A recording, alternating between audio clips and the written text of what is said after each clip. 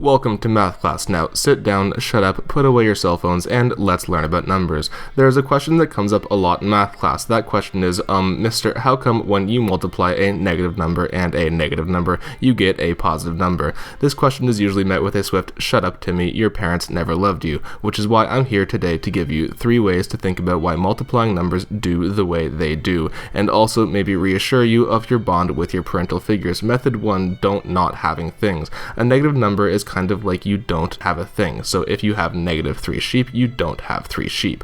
Or like you have a debt of 3 sheep, or maybe 3 anti-sheep maybe. Anyways, let's say the problem is what is negative 3 times negative 3. You can think of it as you don't have 3 sheep in not 3 groups, so you can put the 3 sheep in, this is where this method falls apart and why most students hate math. And this way of teaching is actually probably responsible for poverty, famine, global warming, Hitler, and 9/11. Method 2, not paying your taxes. So let's say you live in Canada, where the government takes pretty much all of your money. In 1 year, you make $10, and the government come and take away $5 to go spend on maple syrup and beaver conservation areas. Now let's say they do that 5 years in a row and take a grand total of $25.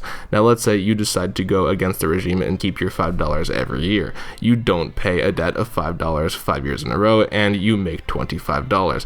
3. Numbers are gay. Let's say all negatives are girls and all positives are boys. Side advanced math note under this assumption for all pairs x, y, where x belongs to the set of all boys and y belongs to the set of all girls, x is greater than y, boys are better than girls, and you can go mathematically suck a fat one, Jennifer. Back on track, thinking of multiplying numbers as figuring out how much each number will like each other.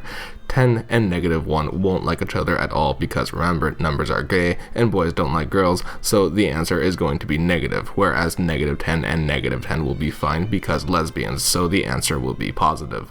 So that was 3 ways to think about why multiplying numbers do the way they do. Goodbye.